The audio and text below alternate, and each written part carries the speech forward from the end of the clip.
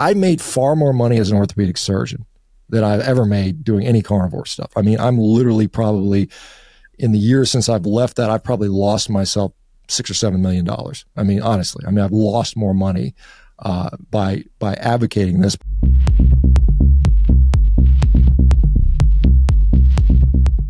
I'm very familiar with your work, but there might be some people out there who aren't. You've been on the carnivore diet since 2016. Could you give me a little bit of background about what led to that moment, the decision to go carnivore? What had prompted that, and what were the immediate lessons you learned? Well, I mean, it was kind of a culmination of about a decade of just experimenting with nutrition to try to improve my own health. You know, I think that started probably in my early 40s when I kind of got to a point where, despite prodigious exercise, I was literally a world champion athlete, but I was developing most likely what was metabolic disease. And I didn't like that, as you might imagine. As a physician, I'm like, well, I should be able to figure this out. And so I ran through the gamut of all different types of different dietary strategies. And just over time, I kept, reading about it, learning about it, came across a bunch of people doing this all meat diet, which I thought was absolutely crazy. Like everybody does. And, but I mean, I just was curious enough to actually try it myself. And I ended up trying it for just at first, a day or two here. And then I kind of progressed until I got to about, a 30-day stretch where, at the end of the 30 days, it was remarkable to me that how good I felt. I was like, well, this is really literally the best I felt in as long as I could remember, several decades. And so, I had ended that experiment, went back to a more sort of normal person diet, and immediately felt worse, and I didn't like it. So I said, well, I'm just going to go back on this whole meat thing. And so that was sort of the genesis. And then, of course, obviously, people found out about it, and, a lot of people have now since done that. I've written a book about that. And, and so I spend, most of my day talking about nutrition, meeting people that have used this diet for the resolution of just darn near every single medical condition you can think of. And so it's been a fascinating journey. You're obviously 7 years in now. Is the first reaction when you tell people what you do still that you must be crazy? It depends on the circles I'm talking to. I mean, not so much to me, just because, a lot of people are asking me what I eat. I get people up in the grocery, hey man, what are you eating? You look pretty good. So I tell, every once in a while you can tell a look of shock, but I mean, most people I encounter these days, honestly, know who I am, know what I'm about. I mean, they don't, it's not really like I'm revealing it for the first time. Every once in a while I'll be out socially and it'll come up in a discussion. There's usually some look of surprise. And most of the time people want to know more about it. Like I'm sure some people are thinking, yeah, this dude's a whack job. But I mean, as far as them saying it to me, I don't really hear that often, to be honest. For people who aren't familiar with you, Dr. Baker, could you give us a very quick overview of what a day's food looks like? Because I think there will be some people watching this who just cannot get their head around what a carnivore all meat diet looks like. Could you give us a little bit of color of what a day looks like? Well, I mean, for instance, today so far I had a steak, and I'll have a steak for dinner. I mean, that's a pretty, I will say, in the last 7 years, my diet has been probably 97% just red meat, particularly beef. I mean, that's literally 97% of my diet without exaggeration. Now, to that, sometimes I'll have some eggs. Sometimes I'll have a few dairy products. Sometimes I'll have various other types of meat, like some seafood, some lamb, pork. I think I've had chicken like 2 or 3 times in the entire 7 years I've been doing this. And that's pretty much it. Now, occasionally, like I said, this isn't a religion for me. Occasionally I have something that is not quote unquote carnivore, a piece of cake or a piece of fruit or something like that. But the regularity which I do that is so insignificant. It might be once a year, twice a year, maybe. I consider that insignificant. But for all intents and purposes, my diet is basically beef. I mean, that's it for the most part. On that rare occasion where you do have a slice of cake or some berries, with the sugar coming in, do you notice a difference? Do you almost have that kind of hangover the day after? It depends. I mean, I don't do it very frequently. I mean, I remember one particular time I had a piece of, it's kind of funny. I had a piece of my kid's birthday cake and I got sick. I mean, I literally got sick to my stomach. And then, 6 months later, it was another child's birthday and they had a piece and I had a piece and I was totally fine. So I can't say it's been miserable. And again, I usually consume such a small amount. It might be like a bite of a piece of watermelon or something. You know, my partner is, she is mostly carnivore, but she'll have a piece of fruit here and there. And everyone says, you got to taste this. Is so good. I say, okay, I'll have a bite. And usually has minimal to no impact on me. So I don't really, I mean, I don't, you know, the reason I don't consume that on a regular basis more because I just don't want it. Honestly, I don't really like, ooh, I really want to eat that. It's something that I don't really paint myself into any kind of particular corner, like, you know, some sort of ideologic or almost religious like corner. But I mean, if I don't want something, I'm not going to eat it. And generally, and honestly, at this point, you know, mostly I want to eat a steak. It seems weird, but I mean, I look forward to every single time I sit down and have a steak. To me, it is a very enjoyable experience. I get a lot of pleasure out of it. It must be so boring, but surprisingly, you know, the reward you would think you'd get from these various foods, the pastas, the pizzas, you know, if you eat them, you're like, you know, that wasn't that good. I don't feel the same level of satiation and enjoyment that I get out of what I think is, you know, perhaps, you know, more appropriate food, I suppose.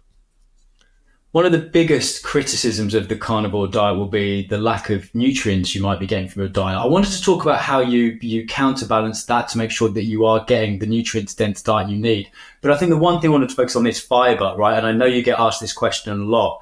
It's not only the research around colorectal prevention of cancer that fiber prevents, also a lot of evidence that eating fiber with meat can counteract some of the alleged negative effects of eating too much meat. Where do you stand on fiber? Well, I think it's completely not necessary. I mean, it's not an essential nutrient. We hear some people, you know, like the U.S. the U.S. I think recommendations are around 25 grams of fiber per day. I literally have had effectively, I mean, like I said, outside of those few times I deviate from the diet, effectively had no fiber in 7 years. And I have not seen any sort of negative deleterious consequences to this so far. I have normal bowel movements. I don't have any constipation issues. I mean, I think fiber is conditionally beneficial. I mean, I think, you know, often it is a marker of overall dietary quality. So if your diet is filled of, you know, fruits and vegetables and arguably whole grains, that is probably better than a diet filled with refined grains and sugary stuff and desserts and cookies and cakes and you know, sodas and things like that. And so I think what happens is, in most of these cases, you know, what is the comparator group? When you look at a higher fiber diet versus a lower fiber diet, you're usually comparing an absolute atrocious diet versus one that's maybe a little higher quality. So I think that probably is most of the benefits of fiber. You know, there have been some interventional trials where fiber has not really been all that effective. You know, some of the benefits are at best sort of marginal. So, I mean, like I said, I think fiber, you know, again, it's conditionally beneficial. If you're eating a junk food diet, yeah, eat more fruits and vegetables. It's probably going to help you out. I think in the context of a carnivore diet, I don't see where it's providing any significant benefit. I think those, you know, you talk about, maybe some polyphenols mitigating some of the quote unquote carcinogenic properties of meat. I don't think the evidence really shows that meat is a carcinogen. I mean, I know there's this World Health Organization position paper from 2015 where they classified it as a class 2 carcinogen, you know, unprocessed red meat as a class 2 carcinogen. And I mean, that sort of statement was based on some quite bad, you know, some very weak evidence. I mean, it was all mostly epidemiologic papers. They threw out a guy named David Klurfeld, Professor David Klurfeld, sat on that committee. He basically said, look, this is the most biased, most, you know, miserable experience of my academic career, because they basically sat there and threw out all the evidence they didn't agree with. They didn't even consider it. And then they also failed to disclose any ethical concerns. And some like 30% of the committee was either vegetarian, vegan, or Seventh-day Adventist. And so there was a huge bias to that. So I don't buy that red meat is a carcinogen. I think that, and even if you take it at its face value and you say, hey, this World Health Organization is a gold standard and it's rock solid, I mean, you have to look at the absolute risk. I mean, it puts your lifetime risk of colorectal cancer from 4% to 5%. It's a 1% absolute risk difference. There are many, many, many things that have much higher effect: obesity, diabetes, you know, particularly inflammatory bowel diseases. I mean, inflammatory bowel disease, if you have that, your risk for colorectal cancer is something like a 3,000% increase. You know, it's like a 30x increase. What happens to people when they go on carnivore diets with inflammatory bowel disease is most often it puts it in remission. And so, you know, the inflammation goes away. And so I think there's so many, like, you know, cancer isn't one factor. It's probably thousands of them. And I think the diet basically lowers the majority of them, the obesity, the diabetes, the chronic inflammation, the many other things that are going on. And you have this one small risk factor that perhaps is, increased. Although I don't even necessarily buy the presumption that meat has caused cancer as suggested by the IARC from the World Health Organization. So I get as well the criticism of some of the research and what the World Health Organization put out. You can look at who's funding it. You can look at who's deciding what is published. And then you can cherry pick whatever data you want, right? This is one of the biggest issues with nutritional science is it's very hard to do quality research on large numbers of people. But what I want to ask you, Dr. Baker, is so many other leading figures in this space have said that the carnivore diet is the most dangerous of all the dietary approaches anyone could follow for elevated lipids, cardiovascular disease, cholesterol, metabolic syndrome. Why are so many people without the vested interest so critical of the approach you follow? Well, I mean, I'm not sure I've heard the metabolic syndrome one, but I guess there's some people suggesting maybe there's a diabetic component. Well, I mean, first of all, look at the results of people getting it, because everything they're talking about is purely theoretical. It is purely speculative, right? We think that eating a lot of meat is going to lead to greater risks of heart disease, based upon some association data we have. Now, the better way to test that would be, okay, let's just see what's happening. Maybe red meat in isolation is fine, but when you mix it into a junk food diet, it becomes a problematic factor. I mean, that's a very plausible, thought. I mean, it could be that having gut dysbiosis and then having heme iron or whatever component of red meat you want to say in that situation is a problem. So we've never tested, a meat diet in the concept of, not much junk food, primarily maybe just a whole foods diet.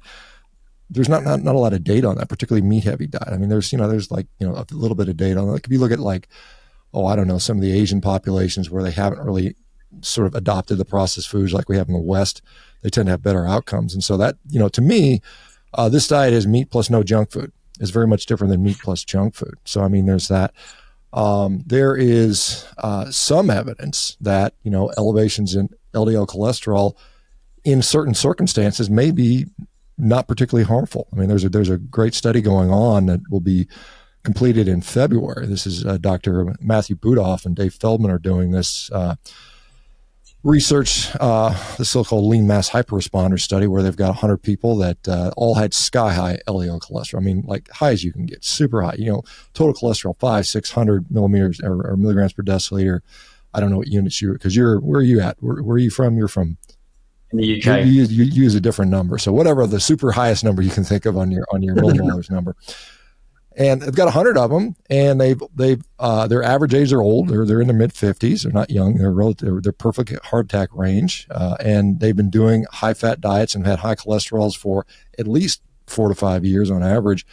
And their baseline data shows with very high level precision scanning, CT angiography, which is like literally about as good as you can get.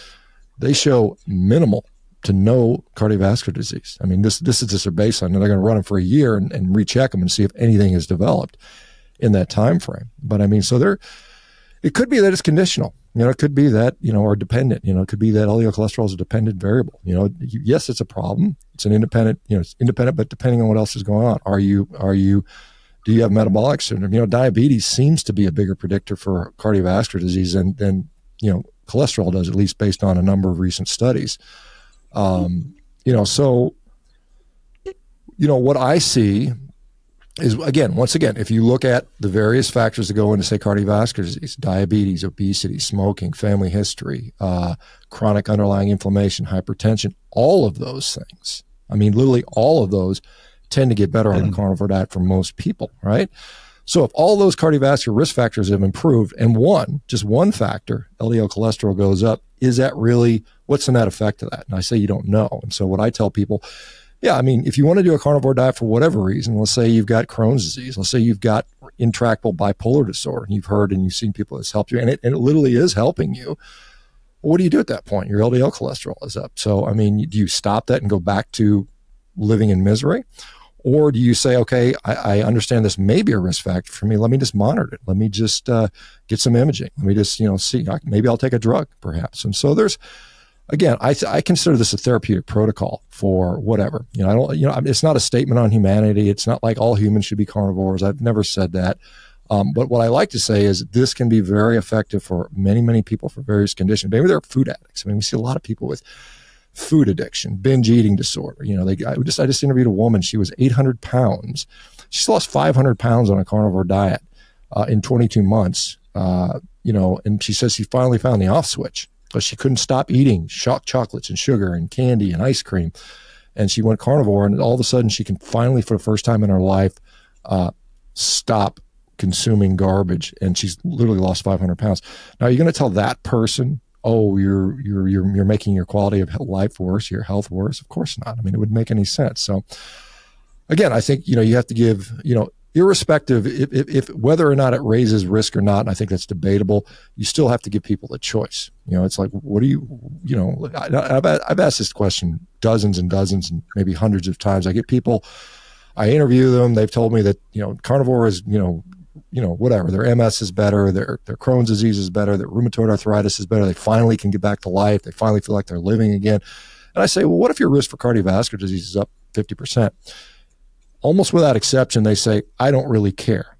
I would prefer to live this way than be in the miserable suffering that I was. And so, again, I think a bird in the hand is worth two in a bush. If you're like, if you've got to sit there and suffer and miserable to eke out an extra 3 years of life because of cardiovascular benefit, many people don't want that choice. I mean, they would choose the other thing. And so, I think, you have to give people, informed consent. We've gone through a period where informed consent was kind of pushed by the wayside for a while. But I think when you tell people, hey, look, maybe this is increasing your risk for cardiovascular disease, and it may be that it's not.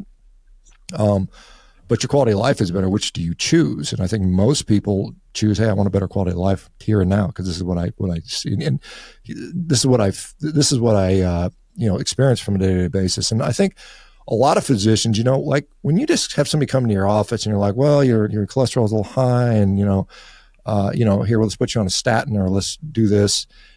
That's kind of kicking the can. That's lazy medicine in my view. That's kicking the can down the road. I mean, if they came to you for like a legitimate, I'm suffering for a problem, and your answer to them is, well, let's dial your labs in, and not truly get to the heart of the problem, what's causing their disease. Maybe you give them an anti-inflammatory medicine because their knee hurts. You're not doing that patient any favor. You're probably, in fact, generally making them worse. And so I think, and we'll see with time. There's some study, this is something that studies will have to be done to some degree. Now, you'll never get, honestly, there's no studies that can ethically be done or even financially be done that will answer those questions in a realistic manner. I mean, it is a limitation of human nutritional science. I mean, yeah, you can do an animal study where you take some rats and their life expectancy is 2 years and they're going to die anyway, and you kill them at the end, slice them open, and you can't do that study with humans. I mean, we live 80 years, right? And, so who's going to pay for a study where humans are locked in a metabolic ward for 100 years? No one would volunteer for that anyway.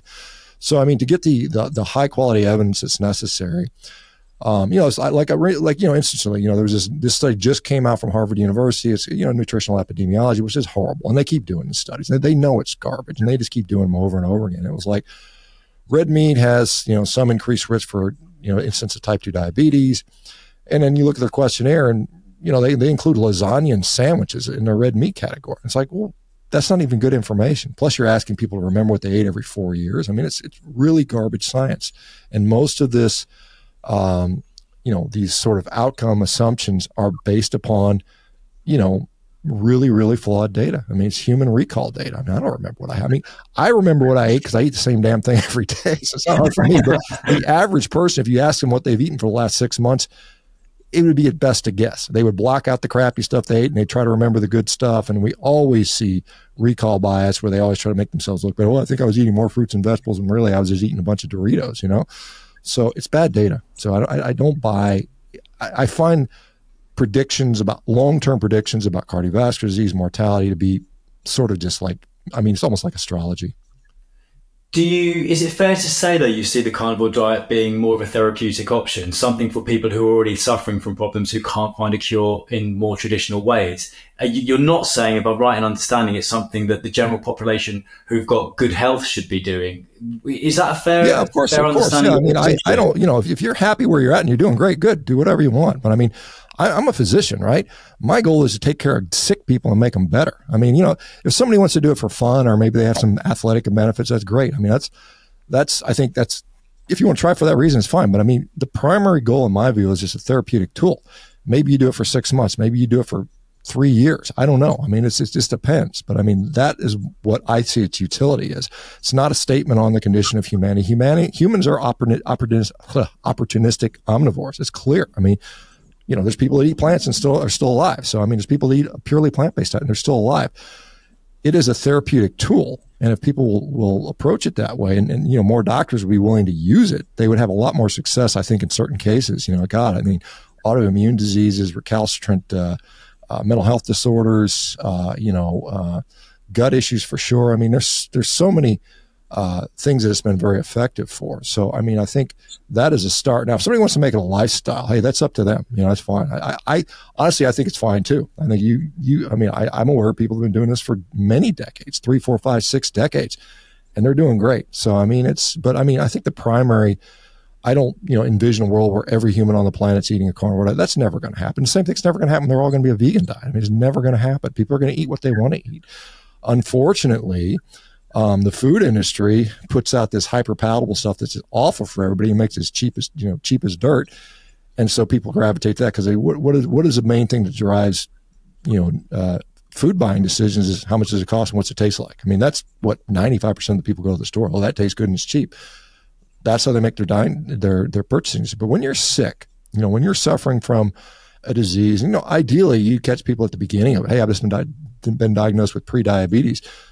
The general answer, you go to most doctors, they say, oh, we'll just watch it. Yeah, we'll just watch it, right? There's very little advice. I mean, that's when you should be really aggressive. You've just developed, some early signs of Crohn's disease, that is the time to dial in the diet super tight and fix whatever's a problem, and I think it is in many cases a gut issue. I mean, Crohn's disease, obviously a gut issue, but I think a lot of these autoimmune diseases are initiated in the gut with gut dysfunction, hyperpermeability, dysbiosis, whatever. And you fix that right away early on, you can save that person from years and years of suffering. But what we'd rather do is put them on some expensive biologic drug because then the pharmaceutical company makes, $60,000 a year on your infusions, and so it's like our incentives are just wildly misaligned with what's good for actual humanity versus what's good for some corporate bottom line. Is the US healthcare system broken beyond repair? You've obviously had frontline experience and some of the stuff you're talking about with the influence of big pharma, hyperpalatable foods. Do you see a way back for the Well, I think you're going to have some completely novel and alternative options for people. And that's what my company, Revero, does. I mean, we are literally physicians licensed in all 50 states that literally our mission is to fix people's nutrition, treat root cause of what's going on, fix the lifestyle, and get people off meds where possible. And I think that is not now. There's some component. I mean, I think you could separate the healthcare system in different subcategories. There's a chronic disease aspect of it, which I think we do a horrible job at. We spend $3 or $4 trillion a year on chronic disease, and we don't get anything for it. I mean, in fact, all we're doing is medicating and managing these diseases. We're not curing anything. We're not reversing anything. And then there's obviously the acute side, the trauma, heart attacks, traumas, childbirth, infections, things like that, where I think that role is actually done and managed generally pretty well.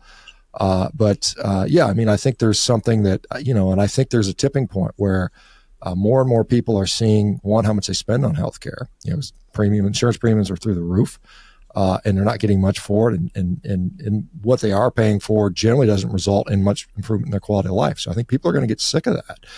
And I think, in my company and others like mine they're launching all the time. There's all these startups are coming in there. That is going to be a significant player over the next, few coming years and decades. I mean, this is where we're going to see a lot of people are going to opt out of the sort of the allopathic, go to the doctor, get a pill system and say, hey, look, I'm tired of feeling crappy. I want to actually get my life back. And so So yeah, I mean, the pharmaceutical industry is not going to just voluntarily walk away and say, oh, oops, mea culpa, we're sorry. They're going to fight for what they believe is in the best interest of them and their stockholders, or their shareholders rather. And, it's going to be, I wonder, I'm just wondering how it'll go down, because, I mean, what's best for the population is not necessarily line up with what's best for the corporate bottom line. And those guys have a lot of money and a lot of lawyers and a lot of influence, and they have politicians in their back pocket. I mean, I think that's a very fair statement. And so we'll see. I mean, maybe they'll try to regulate other companies out of the existence. Hopefully not. I mean, hopefully enough people will sort of benefit and say, hey, look, this is not something we're willing to accept. And, I think if you can get, the thing is all driven by profit. And I think if you can figure out a way to make getting people healthy profitable, and I think there are ways, I think, particularly for other corporations that employ these people, when you have a healthy workforce, you're a better company. You have better, you've better, skill level, better production. So I think, you can get Ford Motor Company and IBM and, whatever big corporation you think of. And if they're benefiting significantly financially, because right now they're bleeding out dollars to healthcare. I mean, they're, 30% of their expenses are paying for employee healthcare bills. And so if you can reduce that for them, and then all of a sudden they've got an extra, collectively $1 trillion to play with, and then, we can change. I think it's changeable for sure. How excited are you by the emergence of personalized nutrition, personalized medicine, technology, AI, all these other things that are being spoken about as coming down the pipe in terms of how I can be given the bespoke, the perfect diet, the perfect medicine, the perfect training routine for my body, for my genome? Do you see that as a source of optimism for giving people better healthcare and getting ahead of the curve in terms of disease and injury prevention? Well, I mean, I think it depends on how it's used. I mean, if you look at people that are ultra wealthy, they can afford this stuff, that have had, that they are going to always benefit. They're always going to get whatever works best, the best supplements, the best medicines, the best, treatment algorithms, so on and so forth. And that's an infinitesimally small group of people that are there. And so the question is, does this stuff actually truly move the needle and actually do that? Because I think really, I mean, these are all like minor things. This is personalize this, personalize that, this perfect supplement.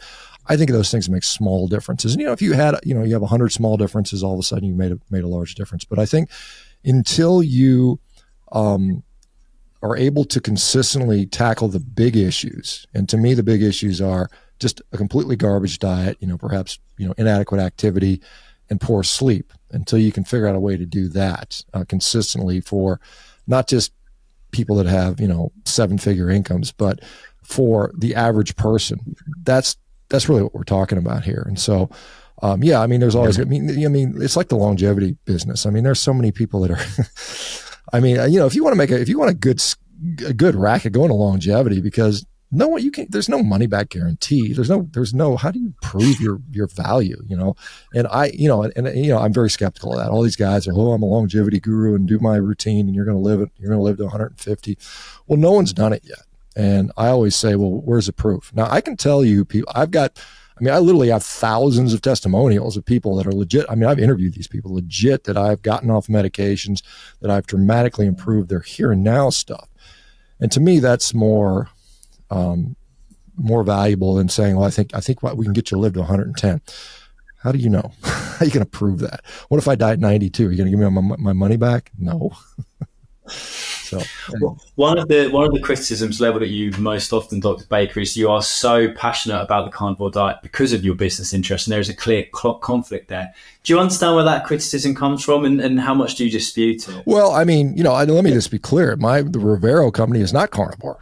I'll just say it right now. It's not a carnivore company. I mean, we use a carnivore diet for selected patients, but it's more than that. I mean, we'll be using various variations of diet. So I'm passionate about carnivore. Obviously, I wrote a book about it, right? So, and I enjoy seeing people get healthier. That is my reason for doing this. I mean, I like eating meat. I mean, that's clear. I mean, it's one of those things that is there. But I mean, as far as, I made far more money as an orthopedic surgeon that I've ever made doing any carnivore stuff. I mean, I'm literally probably, in the years since I've left that, I've probably lost myself $6 or $7 million.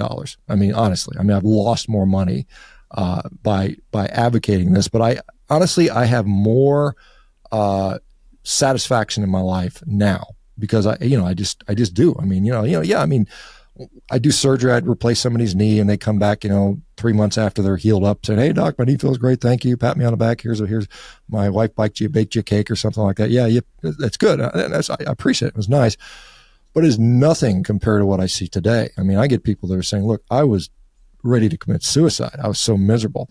And now I just had a new child and I've got a new job and I'm working and my life is good." I mean, it's such an order of magnitude difference in the personal reward I get for this. So, I mean, like I said, if I was in it for financial reasons, I would have never gone here. I mean, it's one of those things where, I have an active medical license. I can go back and practice medicine any day if I want.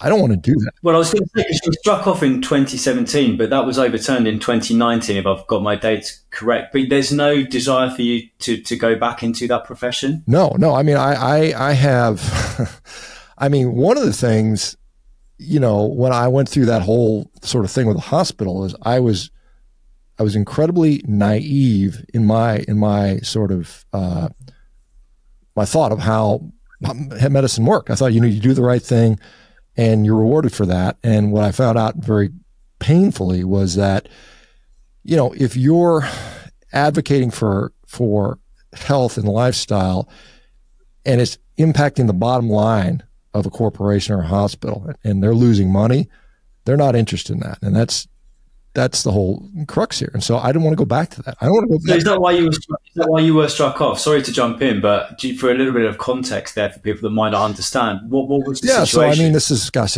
is really going back to like 2015, I think. And so I was a head of orthopedics at a hospital. I was incredibly busy. The hospital, really liked what I was doing. They put me on billboards, put me on radio shows, promoted the hell out of me. I was their golden boy, more or less. I was doing more surgeries than anybody in the whole hospital. And then I had the audacity to start playing with my own diet and figuring out that how it helped me. And then I started to approach patients with making dietary shifts, purely for the reason so I could do a surgery on them because they were obese and we wanted them to lose surgery so they would have less complications. And so what I started to notice, however, was many times, even in the absence of any significant weight loss, their pain would go away. So the reason for surgery would go away. I had people that were scheduling, "I'm going to replace your knee in 6 weeks. We got to get you to lose 20 pounds, blah, blah, blah." And they come back 2 weeks later and, "Hey, my knee doesn't hurt anymore." And I'm like, "Well, that's weird. Well, if your knee doesn't hurt, we're not doing surgery on you." So I started canceling surgeries. And then as I saw more and more, I said, "Hey, there's something here. Maybe we can have these people avoid these, really, big procedures that have potentials for complications." And I approached the hospital administration and said, "Hey guys, I would like to spend, half a day a week just, counseling patients on lifestyle stuff." And they said, "That's a good thought, but no, we don't want you to do that." And to me, I was like, that's really strange. And so I did it anyway. I went back and forth 6 months or something like that. And finally I said, "Screw it, I'm going to do it anyway." And then all of a sudden I get this, this so-called peer review thing. And they basically suspend my ability to practice because, that's something you can do through peer review. Hospital peer review is a protected process. You have almost no rights during that process. I could not even see the data they were using to incriminate me with, And so I left the state medical license, said, "Hey, we've got a complaint from a hospital. What do you want to do about it? Do you want to contest this?" And I said, "Well, what's the story on contesting?" He said, "Well, you're going to have to wait about 1.5 years because we're booked up and it's going to probably cost you $250,000. And I was like, "Well, that doesn't seem very good."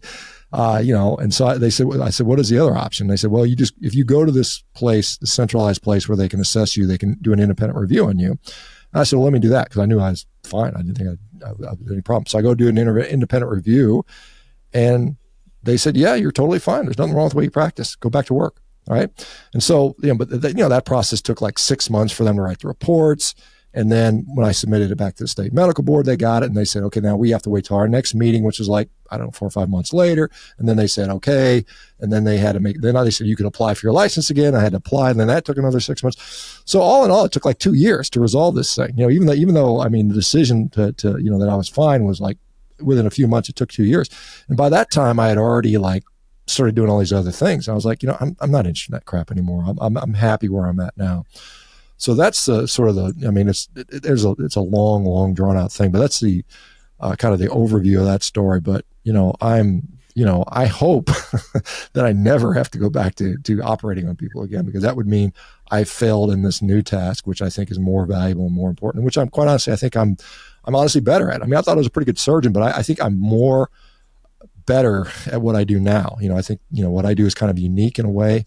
And I think, I've got a skill set for this that, a lot of people have, just because of the experiences I've had, right? I mean, I've got the experiential knowledge and observation and maybe leadership qualities that put me in a role that I'm more better suited for. And so I'm discovering a little bit later in life that this is what my if you want to call it a calling, so to speak, this is where I'm at. You're one of the leading proponents of the carnivore diet. There's two other names I think get bandied around quite a lot in Paul Saladino and the Liver King. I would say they were more controversial figures than you. They're going out of their way. Obviously, the Liver King's had his own issues with performance-enhancing drugs. My question, Dr. Baker, is do you feel that these very polarizing figures have helped or hindered public information around the carnivore diet? Because they've obviously got a lot of attention, but it's very easy to label them as kind of quacks or very far out on the fringes. Do you think they've helped or hindered the conversation? Well, honestly, I think the net effect has been positive. I mean, yes, I agree. It's a double-edged sword. You get people in there saying, and he's got taking all his steroids and lying about that stuff and acting like he's eating massive amounts of liver when it turns out he was probably lying about that stuff too. I mean, that's obviously, it hinders him. I mean, this is ultimately he's hurt his own reputation, right? It has brought a lot of more people into the sort of animal-based, meat-centric world. And I think, what I say is sunlight is the best disinfectant. So the more people with eyes on it and they're looking and seeing what's happening, they're seeing the results are pretty good. I mean, you don't have to go far to see people that are raving about the benefits they've had on a meat-based diet. And so I think that, in net has been a good thing. And this is what the media does. When I was, 5-6 years ago, when I was first starting out, they tried to paint me as some extremist wacko. And I'm kind of conservative, man. I'm like, I don't believe in most of this stuff. I'm not, I think most stuff is BS. I mean, the only reason I've been a proponent of this and advocate of this because I am unequivocally convinced of its benefit in many cases. And so I think it's something that the world needs to know about. But early on, even before Liver King and Saladino and stuff, what they would show in the media was some, housewife that's gone to eating raw brains. Oh, her diet of raw brains, that's the carnivore. They try to portray it as, you're like a cannibal or something like that. And I'm here saying, hey, just go eat ground beef and an egg. I mean, it's very normal type foods that most people wouldn't be at all concerned about. And that's still my approach. It's very simple. It doesn't have to be this extreme stuff. You don't have to be eating, baboon testicles once a week or anything like that. So, it's like, but they don't want to show that. They don't want us to be reasonable people. And if anybody listens to me, I'm very nuanced about it. I'm very much non-zealot like about this. I say, if it works, great. If it doesn't, go do something else. It's not the only way to get healthy. There's plenty of ways to get healthy, but it is an option. If you eat blueberries with your carnivore diet, I don't care. Whatever's working for you is fine. Some people need to be more exclusionary. I think there is a definite role for a very tight elimination diet for whatever condition it is. But they don't want you to be reasonable. They want you to be some wacko, crazy, right-wing, neo-Nazi, racist bullshit. It's all this stuff. And I'm like, I'm generally a pretty middle of the road, pretty laid back, not extreme guy, but I'm just like, this is what I found that works for people. And I think it's important to share that. I'm glad you brought that up because it doesn't take long when you're researching the carnivore diet to end up on forums or Reddit. And it seems to me that for people that are very, very passionate about the carnivore diet, it does seem to be a very black and white thing. And there's also kind of a conspiracy theories, anti-vax, anti-science, anti-establishment kind of vibe that appears to go hand in hand with the carnivore diet. Have you noticed that yourself? And if so, why do you think those things exist in that environment? Well, yeah, absolutely. I see that. And there are people that are carnivore advocates, which I shake my head. I said, this is ridiculous. But hey, people are going to say what they want to say, and there's people that become sort of hyper polarized. Yes, there is there's a generalized you're bucking the system type of thing. I mean, the nutritional guidelines say whole grains, fruits and vegetables, minimize saturated fat. Eat, if you're going to eat some meat, eat lean meat, mostly eat a bunch of plants. So you're going against a major sort of system recommendation, and so it's very easy to say, well, they lied to me about me. What else did they lie about me? And there's a lot of people that are upset about the whole, pandemic sort of situation, how it was handled. So a certain percentage of those people are like, well, I don't trust the government. I don't trust the CDC. I don't trust the FDA. All these, the IRS, everything's corrupt. I'm obviously talking about U.S. Things, not where you're located. Where in Australia? Where are you at? No, in the UK. I'm sorry. So I mean the UK stuff. But yeah, I mean it's so you've got sort of a crossover comment. The same thing that we got this group of people in Bitcoin. I don't know if you're familiar with the Bitcoin stuff from the finance side. And a lot of Bitcoin guys are carnivore too. And so I think there's just this generalized whatever. It's like if we don't, we're just anti the establishment. And I think some of those people do it just because it is the cool thing to do, I guess, or you're being countercultural, I suppose. And then there's people that do it, which I think generally benefit from it. And so I think, it's unfortunate that we politicize diet, because I think this diet can benefit anybody. It doesn't matter your sex, race, religion, sexual belief, orientation. I think it's something that, helps people profoundly. And unfortunately, it's been polarized. I mean, the advantage is, if you got 50% of the people or whatever, 40% of the people that are on the right and they all adopt a carnivore diet, well, that's better than the 1% that were doing it before, right? So, I mean, it's kind of like, there's pros, there's pros and cons to all this stuff. Is it typically young men as well? I'm just trying to get a sense of what draws people into this worldview. Toxic masculinity is something that is discussed a lot as well. There's a lot of young men out there lost, kind of fighting back against the system. Does it tend to be young guys that latch onto you the hardest and the quickest? I would say the demographic is male dominant, but and I don't know for sure. I mean, but I know, like, when I've done surveys, there's been studies. I think it skews maybe 60-40 men to women. I mean, I think that's been a pretty even, but there's plenty of women. There's certainly plenty of women there. I would say that the age demographic, honestly, it's an older demographic, because most people that are younger, you can eat whatever you want and you feel pretty good. It's not until people start developing illness where they start to, like a lot of the people that follow me are in their 50s, 60s, 70s, and 80s. And it's because they generally were hurting. Usually to motivate people to change, there has to be a pain point. And, when you walk around every day and you're miserable, that's a pretty good pain point. So honestly, it's probably skews slightly male and probably slightly older. Now, there are some guys, like I said, in that other demographic, I'm countercultural. I'm a toxic, I'm toxically masculine or whatever, and I'm proud of it, whatever. I mean, that occurs too, for sure. And steak is considered a masculine food.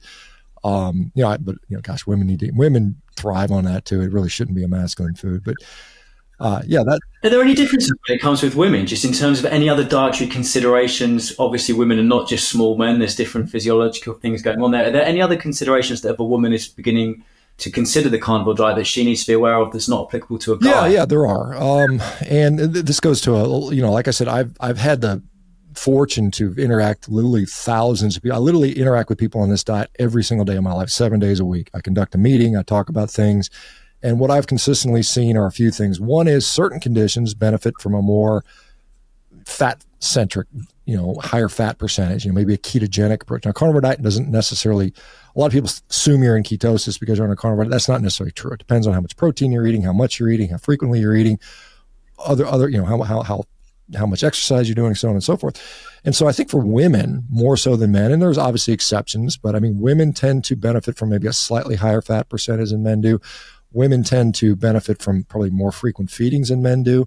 A lot of guys can get away with eating one big meal a day. Like I do that oftentimes. I'll just sit down and eat 3 pounds of steak and I'm good for the day. Very often women can't do that, or they struggle to do that, or they undereat because they try to do that. And then they have these problems of just, going hypocaloric, and they get tired and fatigued, and their thyroid starts acting up and their hair starts getting thin. So yeah, there are some differences, I wouldn't say blankly across the board that all women need to eat high fat, and all women need to eat frequently, but the general trend is there. Of all the people I follow, I don't think anyone is a prolific social media poster as much as you are. And I think from our conversation, there's a lot more nuance and a lot more subtlety to your beliefs. And I think most people would take at face value on social media. Dr. Baker, the amount that you post, going after vegans, you must enjoy being a social media troll, right? You can't be doing it for as long as you're doing it and as frequently as you're doing it if you don't enjoy ruffling a few feathers, well, right? I mean, if you don't like what you do, then you're not going to enjoy whatever you do. And, like I said, I am a competitor and I'm very passionate about wanting to provide, to ultimate goal is to, improve the lives of as many people as possible. And I think this is a message to do. Now, do I think everybody needs to do it? No, but I think millions upon millions upon millions of people need to be exposed to this and potentially try that. And I know that through social media, that is probably the most effective tool we have at this point. There's no, I'm not here. They're not putting me on the front of ABC News because they're not going to do that, right? They're not going to do that. So how do you get attention on social media? Do you sit there and quietly post studies? No one cares. I mean, I've posted thousands of studies and I get, 3 people comment on it. You put up some stupid vegan meme and you get thousands of people laughing and whatever, commenting and whatever. And so it's really just a game. It's learning how to play that game to get as many eyes over there. And then maybe some of those people will actually see the studies that I put up.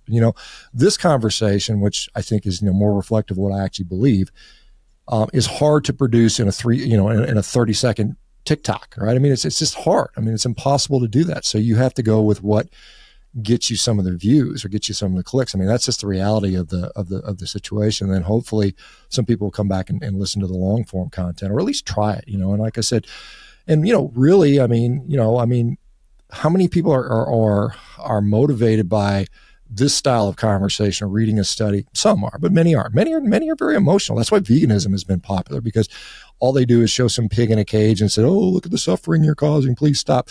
It's not a very logical argument. It's an emotional argument. It appeals to our very reptilian basic senses. And so that's how a lot of people are influenced. And so I think you have to utilize that and realize it. And so if you can make somebody laugh or make somebody, just kind of get angry about something, then, like I said, I think it's a war. I literally think we're in a war for our sovereignty, for our food sovereignty going forward. I think there's people that clearly want to, basically restrict access to meat.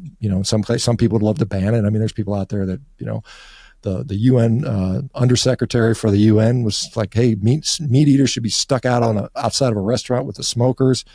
There's people that are out there that actually have positions of power. And so I think we have to fight against that. And and if you're in a war and you bring a knife to a gunfight, you're going to lose. And so I think, you've got what is it? PETA. You see the ridiculous stuff they post all the time. It's all just crap. And these other people are saying, well, I'm a doctor and I don't need to think to that level. But there's no PETA for me. There's no META. There's no sort of, whatever. There's no equivalent. So I got to be that guy, right? I've got to be the funny guy, the goofy guy, the meme guy, because we don't have an organization that's dedicated to doing that. It's well funded, by the way. I'm doing this, basically, gratis. I mean, it's just like basically out of my own sort of time and effort. But I mean, for me, the goal is I'm a competitor. I mean, I've set world records. I mean, this is something I'm competing at. Basically, I look at it as a competition. How do you grow as rapidly as possible? And I don't have the benefit of, being a beautiful female. I can just take off my top and dance around, or some famous actor or something like that, where you just automatically get all this social media. So you got to fight for it. You got to work very hard. And, and I get it. Some people get offended and some people, well, I don't want to listen to you, you're stupid. But at the same time, the accounts are growing more. That's why, like you said, the Liver King, that's why he got whatever millions of followers, because he was ridiculous. Right. And I mean, his sort of, I think, raison d'etre, his rationale was, I just want to make money selling supplements. I think, honestly, unfortunately, they were just out to make, they're using this stuff ultimately as a vehicle to sell a bunch of supplements. I'm not doing that. I don't have a line of supplements. I think most of them are wasting money, quite honestly, even some of these liver supplements and stuff like that. My goal is to let's get people here and fix people. Now, hopefully the company we have, that we founded will, be very successful. I mean, honestly, I hope it's a multi-billion-dollar company, and I retire some rich guy, and I'm great. But the only way that happens for me is not because I snake oiled people out of a bunch of overpriced supplements. It's that I got people actually healthier. I've actually improved their quality of life, and to me, I can. That's the best of both. That's the best scenario, that I can actually do real good in the world, and then also at the same time, have a good life from that. So you're 57. Is that right? Well, I'm 2 months away from that. I'm almost 57, so I will be soon. 56. But Dr. Baker, you look better than most guys 30 years younger than you, right? Is this really just a combination of the carnivore diet and great training, or is there a Liver King type expose of all the supplements and all the other stuff you're taking about to come out? No, there will not be, because here. So, I mean, what I will say though, I mean, because I want to be clear about this, the reason I'm in shape and probably look good is because I train. I mean, that I don't care what your diet is. That is the biggest factor. I don't care if you're on a vegan diet, a carnivore diet, a whatever plant, Mediterranean diet. Training is going to be the biggest distinguishing factor. And I train my ass off. I've been doing it for 45 years now, and I plan to do it for the next 50 years, God willing, if I live that long. So. But no, I have always competed as a drug-free athlete. I was in fact, if you go back and look into my history, you can look, when I was competing as a powerlifter, I always competed in USAPL or NASA or WABDLF, all the drug tested federation, because I was anti-drug usage then. When I was competing in, Highland Games, I was a world champion, that they wanted this is back in the early 2000s, I think it was. And they were trying to get TRT approved for the Masters division. I was adamantly opposed to that. I said, that's bullshit, because these guys are going to use it to enhance their performance. So I've always been, as an athlete, vocally opposed to that, because I think it's cheating, quite honestly. And then fortunately, as I've gotten older, I don't feel I need any of that stuff. I mean, I'm stronger than 99% of the guys my age. I've got, probably as much muscle as many, if I got on drugs, I'd be bigger and stronger. Sure, that's true. Sexual function is totally fine. I'm a 56-year-old guy and wake up with an erection every morning. So I don't need any of that stuff. I don't want to take that stuff. I mean, I think there's there's legitimate downside to these drugs. And quite honestly, I'm very critical about testosterone replacement for men, because I think most men, particularly the younger guys we see in their 30s and 20s and start taking this stuff. I mean, it's almost always a consequence. Now, there are exceptions, but it's almost always a consequence of these guys being metabolically unhealthy, just garbage lifestyle, not getting enough sleep, drinking beer, staying out too late, not exercising, eating a crappy diet. If you would just fix that, spend a year getting in shape, cleaning that stuff up, you wouldn't need this testosterone replacement stuff. I'm very happy to be where I'm at. Could I be stronger and faster and whatever and better athlete if I took that stuff? Yeah, I could be, but and I've seen people that are my age that are in better shape than me, that are stronger than me, that I think are not taking drugs. I mean, I think the problem is we've gotten so many people that are on drugs now that they just assume everybody's on drugs. And, I mean, I'm not that impressive. I mean, I know I look at myself, well, you're decent, but I'm not like, oh, you're like some Adonis, like super thing. I mean, I'm much better than the average guy, but I'm not like, the Liver King guy looks, like, unnaturally. I mean, just whether he's on drugs or not, and clearly he apparently was, but it's you look at me, you don't see the same thing. Sometimes I'll get a picture, I'll take a picture, I'm pumped up, I'm in the right lighting, and I look a little muscular. But I mean, just like right now, I'm like, I'm like, I'm a guy with a decent amount of muscle, but I'm not like, oh, he's got to be on drugs type of stuff. So yeah, I mean, there's there's no hidden that in my closet right now.